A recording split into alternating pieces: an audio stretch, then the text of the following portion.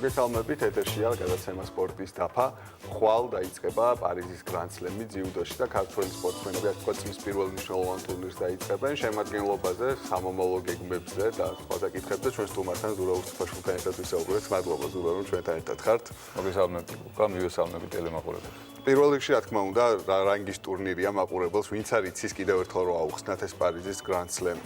შეიძლება ითქვას, რომ არის მსოფლიოში სეზონის ყველაზე დიდი ტურნირი. თუ არ ჩავთვლით ახლა მსოფლიო ჩემპიონატი მასტერსი თავისი წარმომადგენლობით, აი თამამად შეიძლება ითქვას, აბსოლუტურად ბევრი ქვეყანა მონაწილეობს ყოველთვის, ძალიან დიდი ინტერესი არის და როგორც წესი სეზონს ხსნის ხოლმე დიდი ტურნირებიდან ეს პარიზის ტურნირი გრანდსლემი ადრე A კატეგორია, სუპერ A კატეგორია ესე ერქვა და აი ბოლო წლებში საერთაშორისო ფედერაციის მუშაობის შედეგად დამკვიდრდა ესე რომ გრანდსლემი გრან-პრი ტარდება ჩვეულებრივ და ძალიან დიდი ტურნირია, ფაქტობრივად სეზონის პირველი ტურნირი, სადაც ჩვენი ასე ვთქვათ პირველი ნომრები, პირველ-მეორე ნომრები მიიღებენ მონაწილეობას.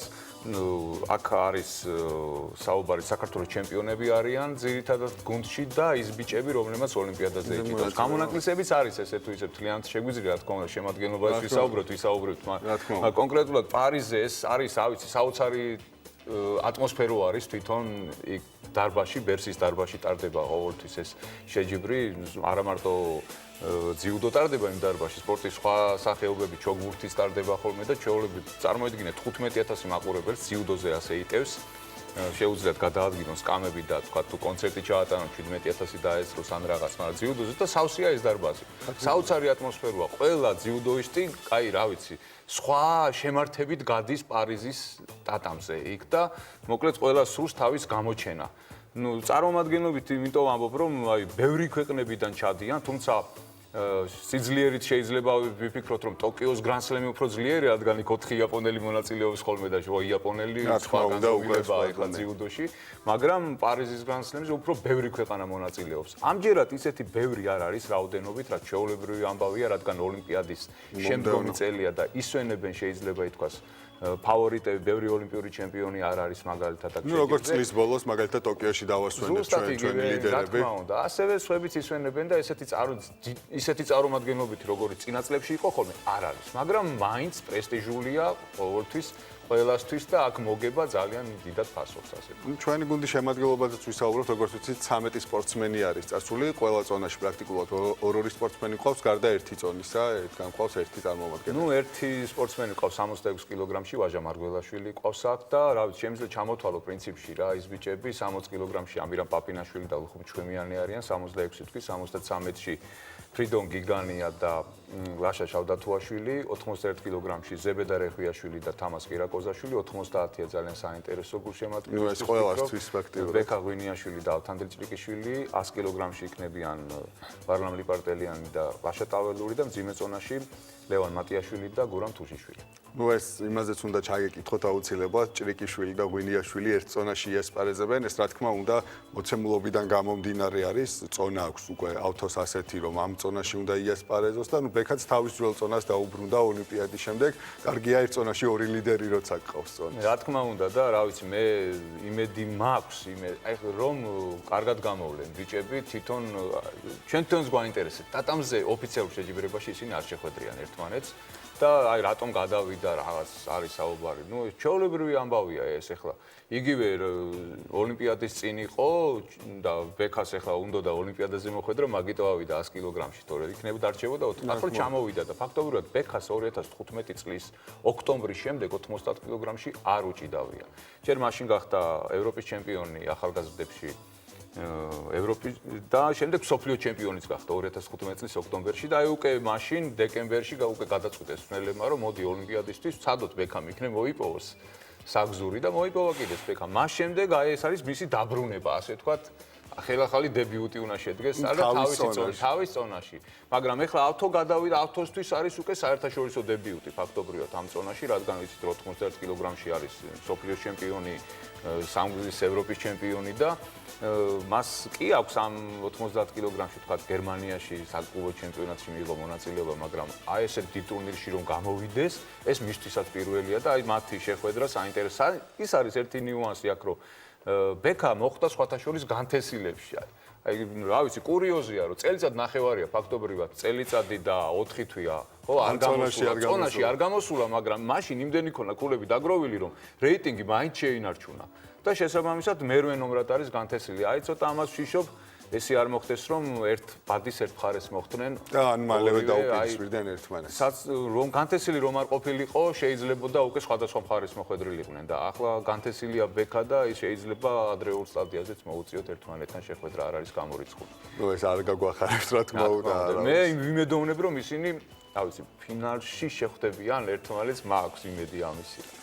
ვისაუბროთ როგორ ემზადებოდნენ ისინი ამ ტურნირისათვის საქართველოში.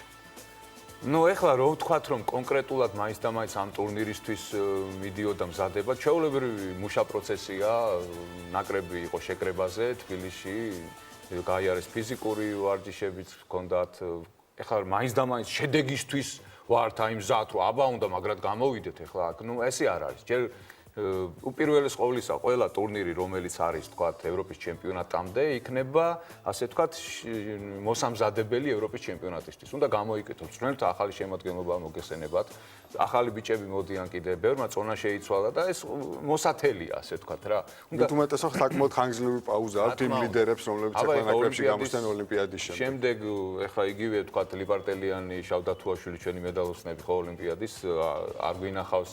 და ეხლა ვნახავთ და ახალ წონაში როგორ გამოვლენ იგივე ვარლამ ლიპარტელიანზე არ გითხოვს არაფერი ახლა გადავიდა 100 კილოგრამში და თუ ეხლა ავთოზე არის კიდევ საუბარი რომ მთლიანად გადავიდა რომ ამბობენ ავთო რა ვიცი შევხედავენ ეხლა წვნელები გადავიდა მთლიანად თუ არ გადავიდა წვნელებზე იქნება დამოკიდებული ყოველ შემთხვევაში ცდის ძალებს 90-ში და შემდეგ უკვე თვითონ ავთოზე და მწვნელებზე იქნება დამოკიდებული რომელ წონაში იასპარეზებს და ლიპარტელიანი შეგვიძლია უკვე თამამად ვთქვათ რომ ის აღარ დაბრუნდება 90 კილოგრამში დარჩება ალბათ 100 კილოგრამში და რა ვიცი იმედი მაქვს რომ კარგად გამოვა და წარმატებები მინდა უსურვო თუმცა მაინც და მაინც შედეგს არ ვითხოვთ აქ პირადად მე მაგალითად არ ვითხოვ მათგან შედეგს მინდა რომ შევხედოთ უბრალოდ როგორ გამოვლენ ბიჭები ადაპტაციას როგორ გაევლიან ახალი წესები არის ძალიან მნიშვნელოვანი ამას როგორ შეხედავენ როგორ მოერგებიან თვითონ და რა ვიცი ბევრი ნიუანსი არის და აი ამ ტურნირებით შემდეგ გამოიკეთება ის გუნდი რომელიც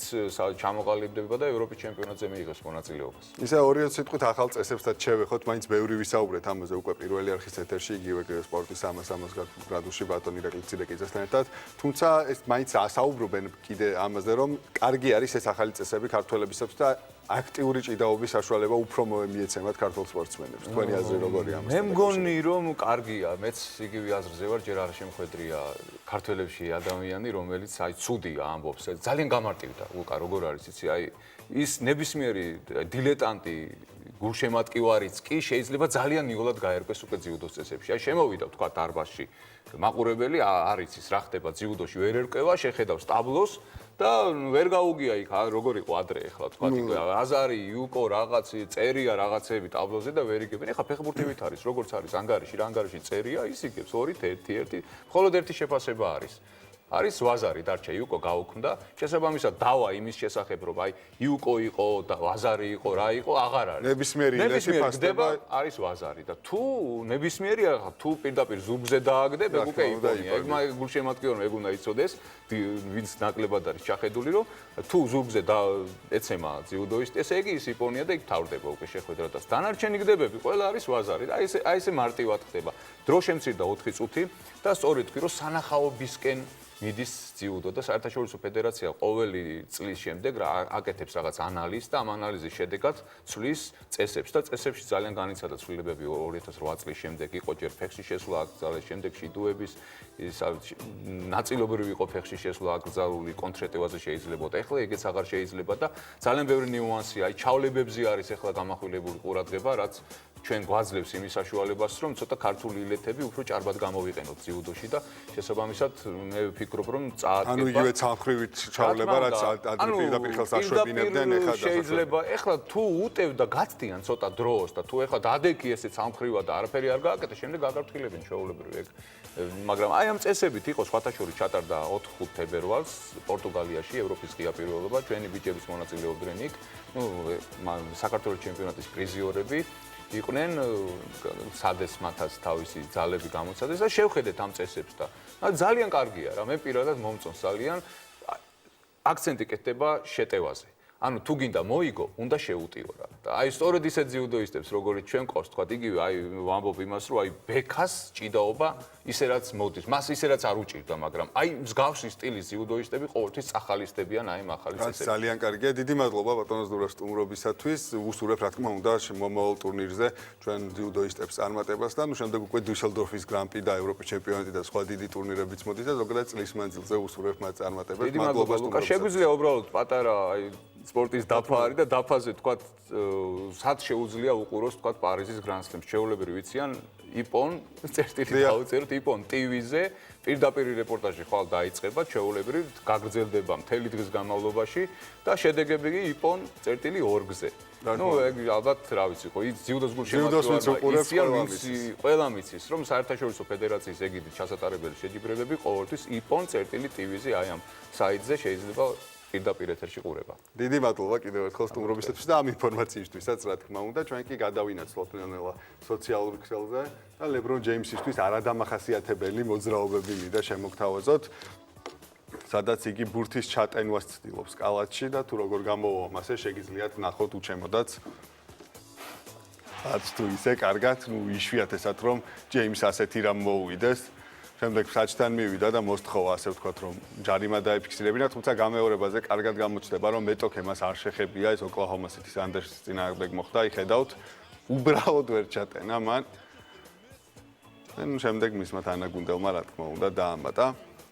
სერჟიო რამოსი გამოეხმაურა LeBron James-ის, სერხიო რამოსი გამოეხმაურა LeBron James-ის ამ გაფუჭებულ ჩატენვას და თავად შემოგთავაზა ასე ვთქვათ მისი გაუმჯობესებული ვარიანტი.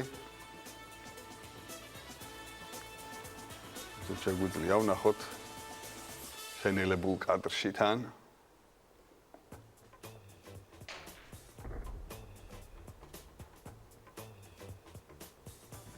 ასწავლა სერხიომ LeBron-ს თუ როგორ უნდა ჩატენოს ბურთი, რამდენად სჭირდება LeBron-ს ამის სწავლა, ეს მეორე საკითხია. შეაფასა ერთ-ერთმა ჟურნალისტმა ასევე თუ რომელი ლიგები არის მსოფლიოში ყველაზე უფრო საინტერესო და ესე დაალაგა Bleacher Sport-ის ერთ-ერთმა ჟურნალისტმა ინგლისის პრემიერ ლიგა პირველ ადგილზე, ლა ლიგა მეორეზე და მესამეზე ბუნდესლიგა მეოთხეზე იტალია, მეხუთეზე საფრანგეთი, ნუ ქვევით უკვე რა თქმა უნდა ნაკლებად საინტერესოა, თუმცა ყველაზე მნიშვნელოვანი ის არის რომ ხშირად მიდის თქვა ქართულ სოციალურ სივრცეშიც კამათი იმაზე თუ პრემიერ ლიგა უფრო საინტერესო საყურებელია თუ პრიმერა დივიზიონი და ასე Bleacher Report-ის აზრით ასე ვთქვათ ინგლისის ჩემპიონატი უფრო დაბალანსებული და საინტერესოა. კიდევ ერთი ამბავი გეცოდინებათ, რომ ფეხბურთის ლეგენდა დიეგო მარადონა განაწყენებული იყო სეპ ბლატერზე, ამის გამო იგი FIFA-ში საერთოდ არ მუშაობდა და კონტაქტიც კი არ ჰქონდა მათთან. ახლა იგი გახდა FIFA-ს ელჩი და მან თქვა, რომ დიდი ხნის ასე ვთქვათ ოცნება აისრულა და საბოლოო ჯამში იმუშავებს იმ ხალხთან ერთად, ვისაც მართლა უყვარს ფეხბურთი და იმუშავებს სუფთა და გახსნილ ორგანიზაციაში. საინტერესოა როგორ განვითარდება მარადონას და FIFA-ს თანამშრომლობა. გუშინ ნიკოლოზ ბასილაშვილმა დაამარცხა სოფლიოს მერვე ჩოგანი დომინიკ ტიმი და ჩვენ შეგვიძლია განახოთ ამ თამაშის ბოლო მომენტები, რომლებიც სხვათა შორის ნიკოლოზ ბასილაშვილის ოფიციალურ Facebook გვერდზე და მე კი ხვალამდე დაგემშვიდობებით, კარგად გრძანდებოდეთ.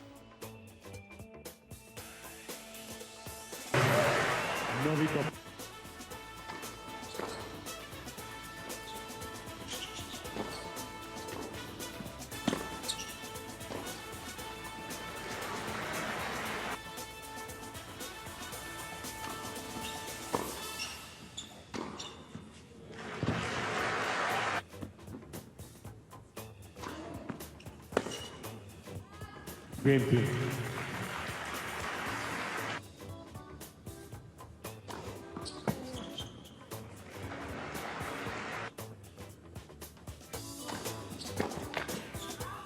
Game versus Mr. Team.